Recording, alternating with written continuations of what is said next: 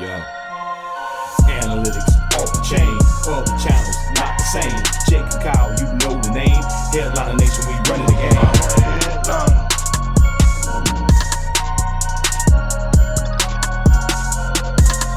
I'm a headliner.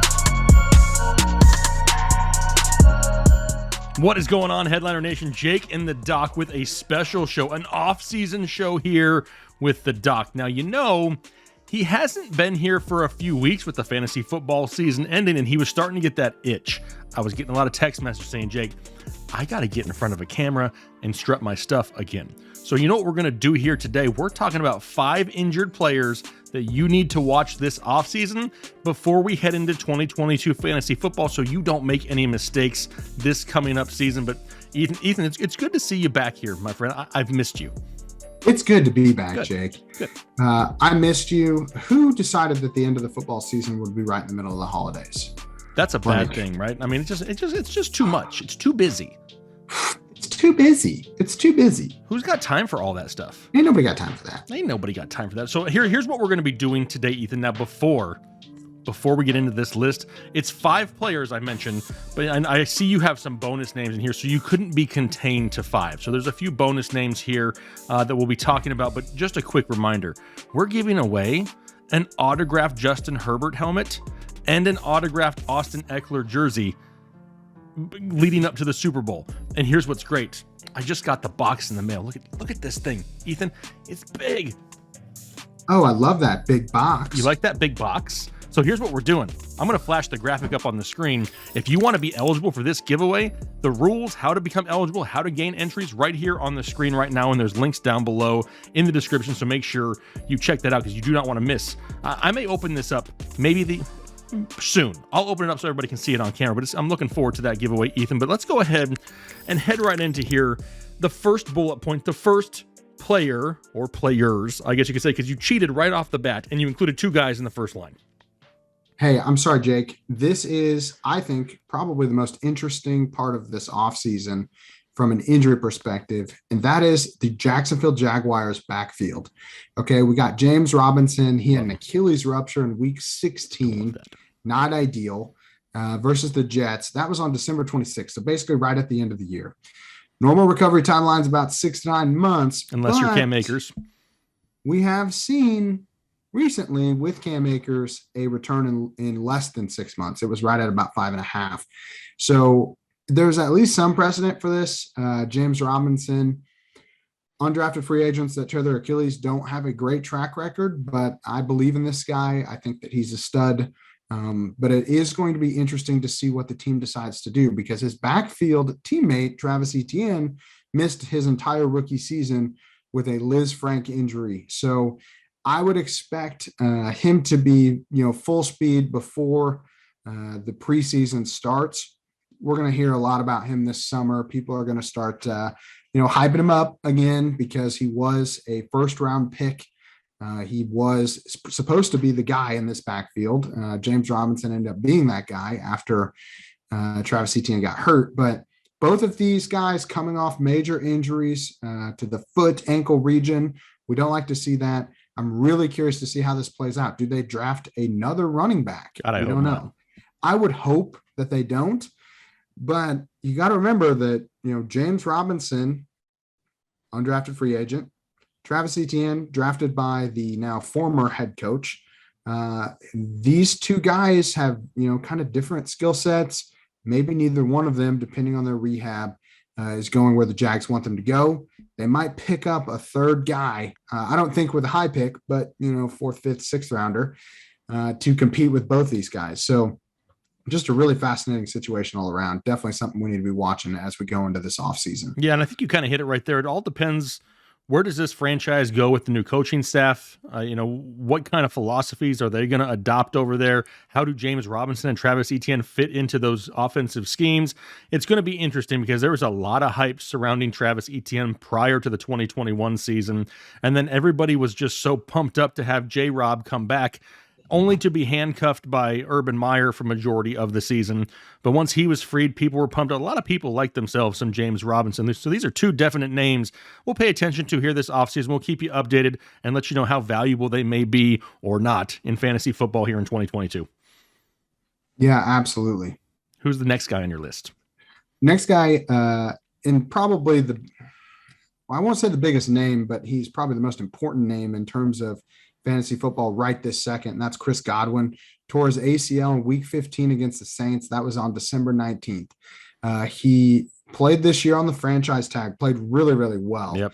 And now he's primed for free agency. I don't see any reason that they would tag him again. The price would be astronomical for a wide receiver. He's either re-signing with the team or he's going somewhere else. So where does he go? How does that affect him coming off of this ACL tear? Normal recovery timeline is about 7 to 9 months. As of this video, the NFL season is slated to start in just under 8 months. So wherever Chris Godwin ends up, we're kind of pushing it for the start of the year. I think he'll be back. It sounds like this was a pretty clean ACL tear. Nothing, complicating it at all. But Chris Godwin could go basically anywhere and compete for targets, compete for the wide receiver one role. Or he could just stay. And so if he stays, what does that mean for Tom Brady? What does that mean for the Bucs offense as a whole? Because Chris Godwin is an alpha when he's healthy. And he really hasn't. I mean, he's had some kind of, a little banged up here and there, but nothing major like this. So how does he come back from it? And what does he look like this offseason? Definitely stuff I'm going to be watching. And I have to think best case scenario is him staying in Tampa Bay. Coming off of this injury with that time frame, he could miss all offseason activities if he were to go somewhere else and really have to start the season as the season is starting in a brand new offense with a brand new quarterback. You could have some growing pains there. That kind of worries me a little bit. If it's me, best case scenario fantasy football wise is him staying there in Tampa Bay, regardless of what happens with Tom Brady and the rest of the offense, because at least he kind of has an understanding of how they do things there. So that'll be a very interesting one to watch for sure. But the next guy on the list, this wide receiver, I don't know how anybody can try to figure out what the heck is going on with this guy. Yeah, talking about Michael Thomas, man, I don't even know what to say at this point. I thought I knew exactly what was happening, but then we find out right before the season starts, oh, by the way, I never had that ankle surgery that it was reported that I had. Never did it. I just tried to do my own thing. It didn't work. Now I'm going to have the ankle surgery. I'm going to come back in the middle of the season. He never came back. I warned people when we found out that the surgery was later in the year that you need to completely stay away from Michael Thomas. Total waste of a pick. Didn't play a single game this season. And the ankle should be healthy, but I really question, what the team thinks of him now. Now this has turned into basically a 2-year saga with an ankle injury that should or could have been resolved prior to this season even starting. He does have an out contract-wise, and so what does the team decide to do with him? Do they try to trade him, get some value for him? Do they just let him go? This is just a really interesting situation. I still think that Michael Thomas is very talented, and I think that he could be fantasy relevant, next season. The question is where is he doing it at? Yeah, and kind of opposite with what I said with Godwin. In my opinion, best case scenario for Michael Thomas just to go somewhere else, because it's obvious that he was not sold. He was not bought in to the franchise there in New Orleans.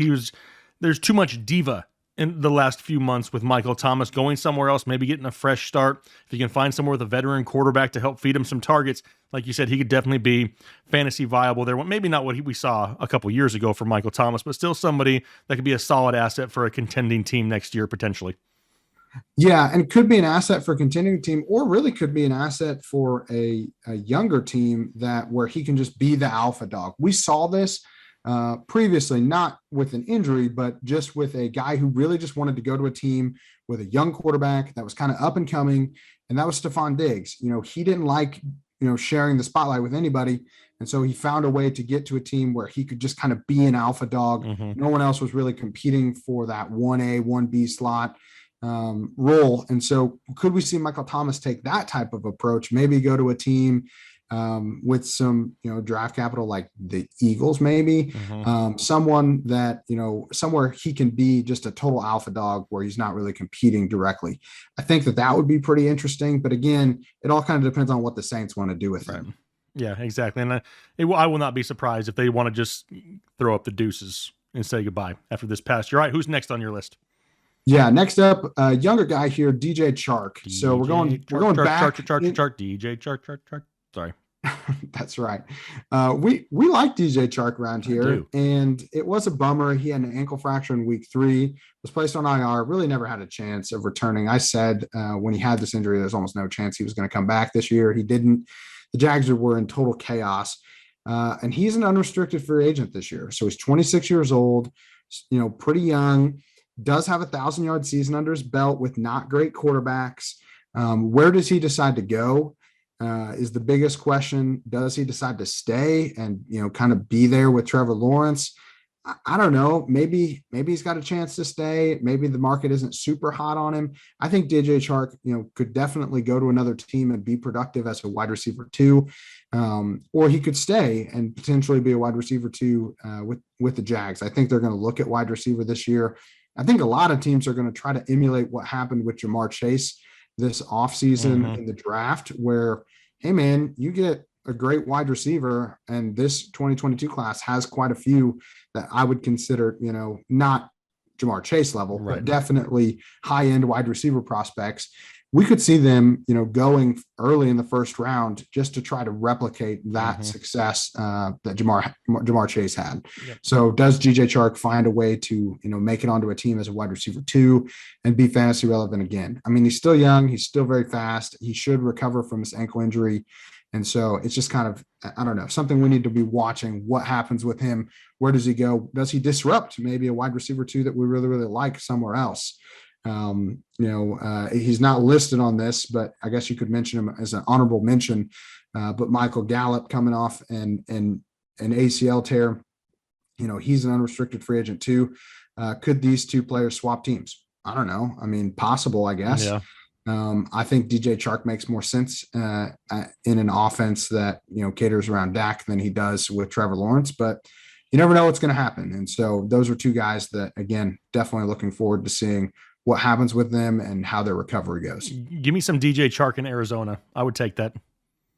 I think it makes a lot of sense. I mean, he's an upgrade from AJ Green. I'll tell you that. Yeah. He's basically just he's going to give you a younger version of what AJ Green is right now. Did you know? I'm not saying he is AJ Green. I'm just saying. Did you know that AJ Green was the first player in NFL history this year to retire mid-route twice? I guess. I mean, I'm not surprised by the guy that. just gave up a few times on some big plays and totally retired mid-route. It was crazy to see. Crazy to see as, you're as the a one Cardinals that's watching him every week, so. Yeah, exactly. I mean, I was paying close attention, but DJ Chark, sign me up for some Chark week there in Arizona. All right, got one more wide receiver here on the list? Yeah, last guy here, Adam Thielen. Old man. Just old man Thielen, he initially sprained his ankle on December 6th, and then he re-injured it in week 16, tried to play through this injury. It didn't work out. He opted to have surgery on it. He does still have 3 years left on his contract. So he's coming off an ankle surgery, but he's going to turn 32 this year. So he's not young, coming off an ankle surgery, got a lot of years on his contract. Not a horrible contract, not amazing trade value wise. But this team, I think, is probably potentially heading towards a rebuild. And so does Adam Thielen want to hang out during that? I don't know. I certainly think that he seems to me like somebody that might want to move on, go to a place where he has maybe a chance to try to win a championship. Who knows if that's his priority or not? He's probably just happy at this point that he got a huge contract after basically doing nothing until he was 27. So again, really interesting. Do they hold on to him? Do they try to move him? Do we hear any trade talks with him?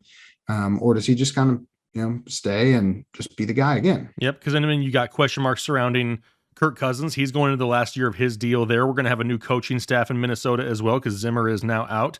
You got the young, talented Justin Jefferson along with Dalvin Cook there. Adam Thielen could kind of be the odd guy, odd man out in that offense, being that he is getting a little older. I know it's crazy to say that 32 is getting old, but it is in NFL years at the wide receiver position. All right. Now, those are the main guys that we had planned on talking about because you're just like a greedy guy and you just do not listen to rules for anything. I said, Ethan, we need 5 guys. I've already given you 7.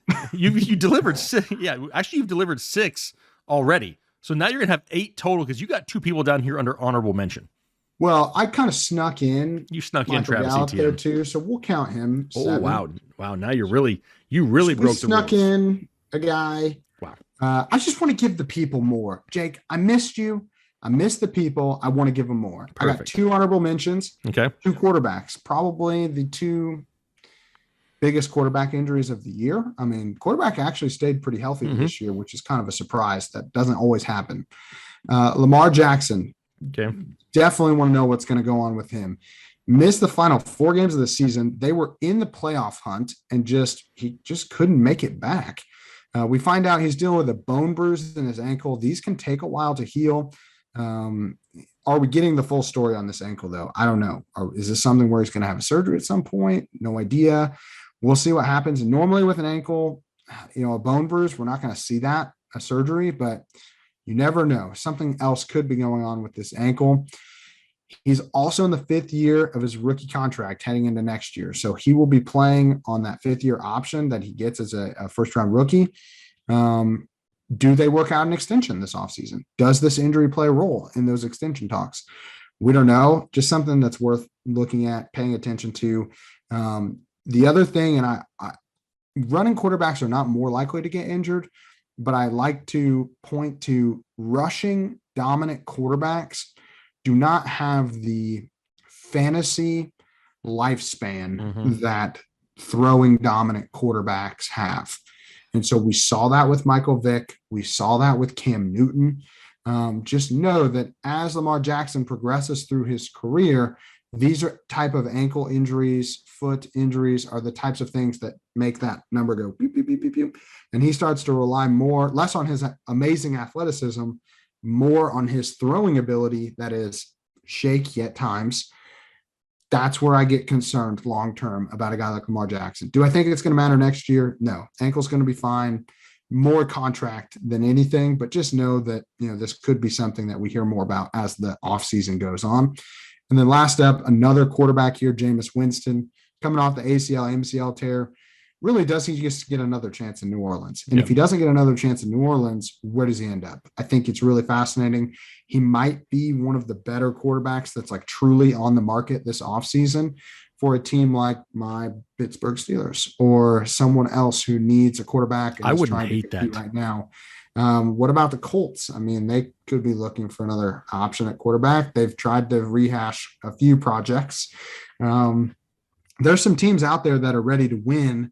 Denver with good defenses. Yeah, Denver again. Good defenses. Denver not so much, but they're decent and decent offensive weapons that are really just looking for a quarterback to unlock them. Jameis Winston in Denver. Let's say no trades happen, and Rodgers doesn't go anywhere. Russell Wilson doesn't go anywhere. Jameis Winston could be kind of like, your third option for a lot of these teams that kind of want a quarterback right now. Yep. And so just worth, kind of paying attention to his recovery. And if he does get signed somewhere and it's a decent contract, that could be a good, indicator that his knee is doing well. Yep, exactly. 2 names that we'll really pay close attention to. Luckily, fantasy football wise, a lot of quarterbacks to choose from, but still 2 guys here that some people are going to be talking about here this offseason, especially Lamar Jackson. A lot of people want to draft Lamar Jackson super early. Me personally, I look at it this way.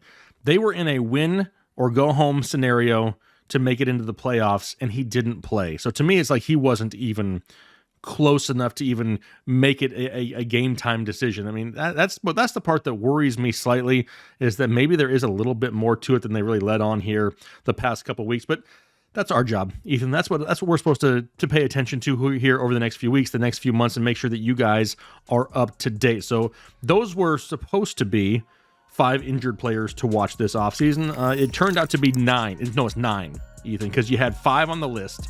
Then you added Travis Etienne, 6. Then you added Michael Gallup, 7. And then you have 2 honorable mentions, so that's 9. You almost doubled the rules. What am I going to do? Rules are for squares, Jake.